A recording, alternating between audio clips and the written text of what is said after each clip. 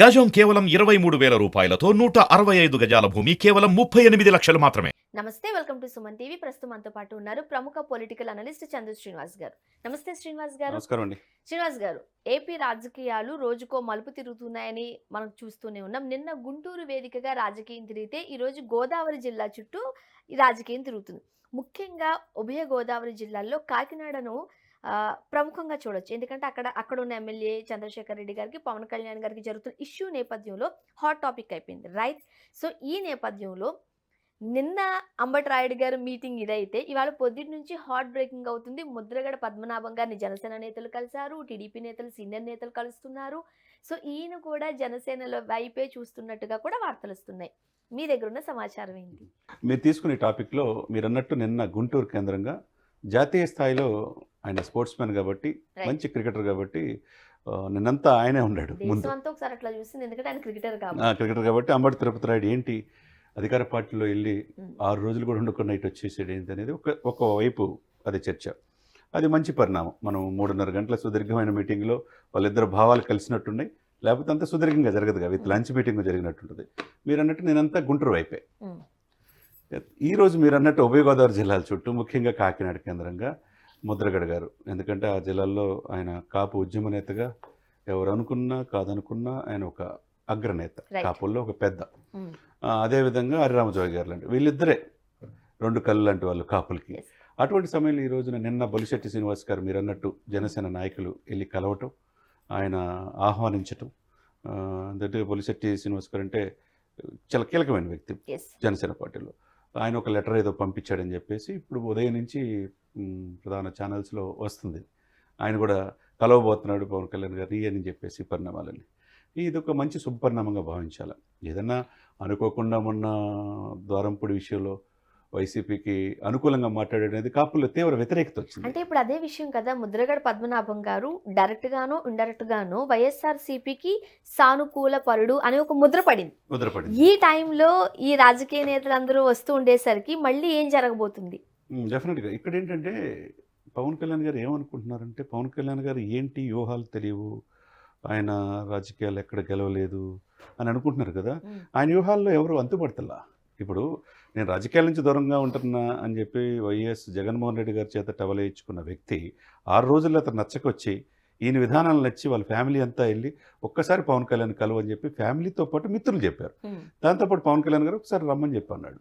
అప్పుడు తన ఒపీనియన్ మార్చుకున్నాడు. ఆయన చెప్పారు కూడా, నిన్న ఒక స్టేట్మెంట్ ఇచ్చారు, నేను ఏదైతే ప్రజలకు సేవ చేయాలని అనుకుంటున్నానో అది వైఎస్ఆర్సీపీలో ఉంటే అయ్యే ఛాన్సెస్ లేవు అని నాకు అర్థమైంది కాబట్టి బయటకు వచ్చానన్నారు.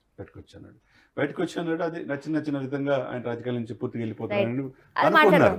కానీ అది పక్కన పెడితే మంచి మీటింగ్ జరిగింది. ఇక్కడ మనం చూడాల్సింది ఏంటంటే అతను వ్యూహాలకి పదును పెడుతున్నాడని అనుకోవాలి. ఎందుకంటే కులాలు కలిపే సిద్ధాంతంలో ఆయన ముఖ్య సిద్ధాంతాలు, జనసేన సిద్ధాంతాలు కులాలు కలిపే సిద్ధాంతం. ఆ కులాలను సంఘటిత చేయడంలో ముందు పెద్దన్న పాత్ర పోషించమని కాపులకి ఆయన ఇండికేషన్ ఇచ్చాడు. యాశించే స్థాయి నుంచి శాసించే స్థాయికి రమ్మన్నాడు. అవసరమైతే ఒక మెట్టు దిగి మిగతా కులాలు కలుపుకోమన్నాడు. ఆ విధంగా 100% సక్సెస్ అయ్యే దిశగా భావిస్తున్నారు.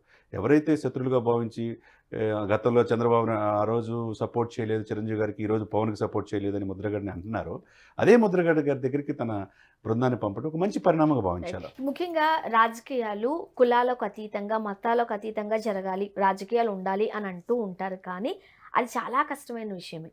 అంటే రాజకీయాలని, కులాలను, మతాలను మనం సెపరేట్ చేయలేం. ఓటు బ్యాంకింగ్ అనేది చాలా ఇంపార్టెంట్. అందులో ప్రముఖ పాత్ర పోషించేవే ఈ కులాలు, మతాలు. సో పవన్ కళ్యాణ్ గారు ఎప్పుడూ చెబుతూనే ఉంటారు, ఏదైతే ఈ సామాజిక వర్గం ఉందో వాటన్నిటిని ఒకే తాటిపైకి తీసుకురావాలి, రైట్? వీళ్ళందరినీ గ్యాదర్ చేయాలి. ఏదైతే వైఎస్ఆర్సీపీ వ్యతిరేక ఓటు ఉందో దాన్ని ఛానల్ ఇవ్వకూడదని కొన్ని ప్రతిష్టాత్మకంగా కొన్ని డెసిషన్స్ తీసుకుని సైలెంట్గా పని చేసుకుంటూ పోతున్నారు. ఈ అంశాన్ని కూడా మనం ఇలానే చూడొచ్చా, ఈ కేటగిరీలోకి చూడొచ్చా? డెఫినెట్గా కదండి. ఇప్పుడు కులాల మధ్య చిచ్చు ఉంటే single largest community in the state of Andhra Pradesh 25 నుంచి 27% కాపులు ఉన్నారు. కాపు, తెలగ, బలిజలు.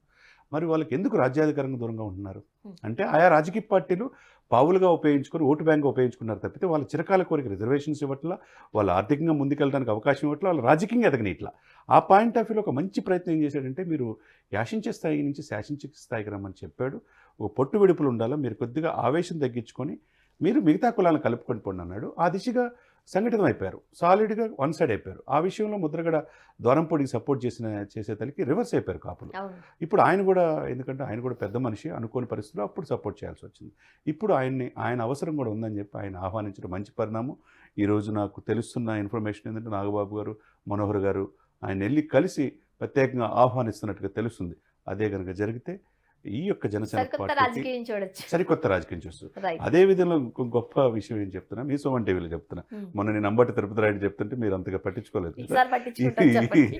ఈ రోజు బ్రేకింగ్ న్యూస్ ఏంటంటే 1 గంటకి నాకు తెలిసిన అథెంటిక్ ఇన్ఫర్మేషన్ ప్రకారం పవన్ కళ్యాణ్ గారిని 1 గంటకి చాలా పెద్దలు, కాపు సంక్షేమ సేన అధ్యక్షులు, సీనియర్ రాజకీయ నాయకులు, మాజీ హోమ్ మినిస్టరు, మాజీ పార్లమెంట్ సభ్యుడు, తన పదవిని ఒక 1 year ఉన్న ఎంపీ పదవిని త్యాగం చేసి ప్రజారాజ్యం కోసం ఆ రోజు చిరంజీవి గారి కోసం త్యాగం చేశాడు. ఈరోజు 8 పదుల వయసులో అహర్నిశలు పవన్ కళ్యాణ్ గారిని సీఎం కావాలని ఒకే ఒక కోరికతో బడుగు బలహీన వర్గాలకు 88% సప్రెస్డ్ గ్రూప్స్కి ప్రతినిధిగా ఈయన రావాలి అని చెప్పి పోరాడుతున్న ఆ గొప్ప వ్యక్తిని ఈరోజు పవన్ కళ్యాణ్ గారు కలవబోతున్నాడు. ఎవరా వ్యక్తి? హరిరామజోగి గారు. ఈరోజు ఏటీవీలో రావట్లేదు, ఒక ముద్రగడ గారిని చూపిస్తున్నారు కదా, అవును. ముద్రగడ గారిని కలుస్తుంది, నాగబాబు గారు, మనోహర్ గారు కలుస్తున్నారు తెలుస్తుంది. ఎక్కడా లేని ఇన్ఫర్మేషన్ మీ దగ్గర ఉంది. ఈ రోజు 1 గంటకి ఆయన ఆల్రెడీ పాలకొల్లు నుంచి బయలుదేరాడని తెలిసింది. 1 గంటకి పవన్ కళ్యాణ్ కలవబోతున్నారు. అంటే అర్థం చేసుకోండి, అంటే మొన్న హరిరామజోగి గారు లెటర్ రాశాడు. ఏం రాశాడు? లోకేష్ బాబు స్పందించిన తర్వాత సీఎం చంద్రబాబు నాయుడు గారు అంటాం, ఇది పరిస్థితి అని చెప్పి రాశాడు. ఆయన కోరిక ప్రకారం గౌరవంగా సీట్లు 60-70 జనసేనకు రావాలనుకుంటున్నాడు. అదేవిధంగా పవర్ షేరింగ్ కావాలని కోరుకుంటున్నాడు హరిరామజోగి గారు. అంటే కాపుల్లో ఒక మంచి రిప్రజెంటేటివ్గా, ఎటువంటి మచ్చలేని నాయకుడిగా ఉన్న హరిరామజోగి గారిని ఆ రోజున లెటర్ రాయటం, దానికి ఈయన స్పందించి 2 పేజీలు కాపులకి నేను ఎక్కడ భంగం కలిగించను, మీరు వైసీపీకి మాటల్లో ట్రాప్లో గురి కావద్దు, నేను చెప్పిందేనండి, మీకు తప్పకుండా మీ గౌరవానికి ఎటువంటి భంగం కలిగించకుండా పెద్దన్న పాత్ర పోషించేటట్టుగా నేను చూసుకుంటానని మాట ఇచ్చాడు. 2 పేజీలో హార్ట్ టచ్గా చేసి, ఈ మాట ఇచ్చిన 4 రోజుల్లోనే ఒకవైపు ముద్రగడ గారిని ఆహ్వానించడం, ఈ వైపు డైరెక్ట్గా హరిరామజోగి గారిని కూడా ఆహ్వానించడం, ఈ పరిణామాలంతా ఎటువైపు వెళ్తుంది? ఎవరి వ్యూహాలకు అంతుపడతలా. ఇక్కడ మనం చూస్తే ఇప్పటి వరకు పవన్ కళ్యాణ్ గారు ప్రజలతో ఏదో ఉన్నారులే, డబ్బులు ఏదో ఖర్చు పెడుతున్నారు, కానీ అసలు సిసలైన రాజకీయాలు తెలియవు, పిల్లకాకి లేకపోతే రాజకీయాలలో చంటి పిల్లోడు, ఇలా రకరకాలుగా వ్యాఖ్యానించిన సందర్భాలు మనం చూసాం. ఆయన చాలాసార్లు వెనకే ఉన్నప్పటికీ, అంటే ప్రజల్లో లేరు, ఇవన్నీ కమెంట్స్ పక్కన పెడితే ఏదైతే వ్యూహం ఉంటుందో ఆ వ్యూహాలన్నీ నాకు వదిలిపెట్టేది, నేను చూసుకుంటా అని అంటుంటారు. ఇవి చూస్తుంటుంటే ఎంత పదునైన వ్యూహాలు వెనకుండి గట్టిగానే వేస్తున్నట్టుగా లేదు. ఈ రోజు నిన్న మీరు చూసారు, ఈ రోజు దానికి ఎందుకు ఫేస్ రోజు కనిపించాల్సిన అవసరం లేదు. ఆయన సినిమాలు చేసినా కూడా వ్యూహాలు పన్నచ్చు. డెఫినెట్ గా ఆయన ఎందుకు కాముగా ఉన్నాడు? వారాహయాత్ర 3-4 చేశాడు కదా, ఇప్పుడు వారాహయాత్ర లేకుండా సినిమాలు చేసుకుంటున్నాడు. రాజకీయాల్లో నిత్యం ఉండాలనుకుంటున్నారు, నిత్యం ఉండాల్సిన అవసరం లేదు. వ్యూహాలకు పదులు పెట్టి ఎవరు ఎప్పుడు ఎక్కడ జాయిన్ అయితే చాలు. కాబట్టి ఇప్పుడు నిన్న చూసాం పరిణామాలు, ఈ రోజు చూసాం. ఎందుకు ఆ పార్టీ నచ్చుకొచ్చాడు తెలిసింది. ఈరోజు కాపుల్లో ఒకటే సంఘటితం, ఇది కోరుకుంటుంది కాపు జాతి.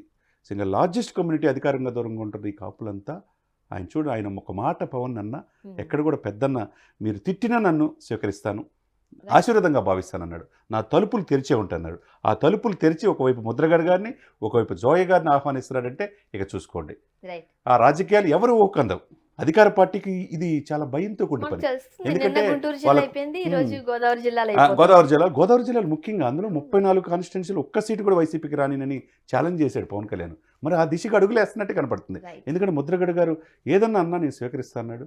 ముద్రగడ గారు గొప్ప నాయకుడు, ఉద్యమాల్లో రిజర్వేషన్ సమస్యల్లో పొరపాటునప్పుడు ఆ రోజు సిచ్యువేషన్ ప్రకారం వైసీపీకి ఫేవర్గా మాట్లాడి ఉండొచ్చు, కానీ పెద్దరికంగా ఆయన గౌరవించాల్సిన బాధ్యత ఈ కాపు జాతి. కాపులు కూడా ఇప్పుడు ఈ సందర్భంగా తెలుసుకోవాల్సింది ఏంటంటే, ఇటువంటి గొప్ప అవకాశాన్ని ఒక గొప్ప నాయకుడు మీకోసం ఉన్నప్పుడు పెద్దన్న పాత్ర పోషించి ఆయన చెప్పినట్టు నడిస్తే కనుక మంచి జీవితం, మంచి రాజకీయ జీవితం వీళ్ళకి బడుగు బలహీన వర్గాలతో పాటు కాపులు కూడా ఎదిగే అవకాశం స్పష్టంగా కనపడుతుంది. ఈరోజు జరిగే పరిణామం, ఇప్పుడు ఒకవైపు ముద్రగడ గారు వస్తున్నారు, ఒకవైపు జోయ గారితో మీటింగ్తో. ఎందుకంటే పెద్ద ఆయన శుతిమెత్తంగా చక్కగా ప్రజల్లో ఉన్నది ఏంటి అనేది స్ట్రైట్గా చెప్తాడు.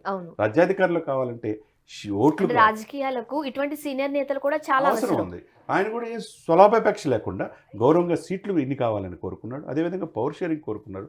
పలు రకాలుగా లెటర్లు రిలీజ్ చేశాడు. సీఎం కూడా లెటర్ ఇచ్చాడు. కాపు జాతిని ఎవరు మోసం చేస్తున్నారు రిజర్వేషన్ ఇవ్వకుండా అంటే జగన్మోహన్ రెడ్డి గారిని బాహాటంగా చెప్పాడు. ఒకవైపు రిజర్వేషన్ కోసం హైకోర్టులో కూడా పోరాడుతున్నాడు. కాబట్టి అటువంటి వ్యక్తిని పిలిపించుకొని మాట్లాడతాం.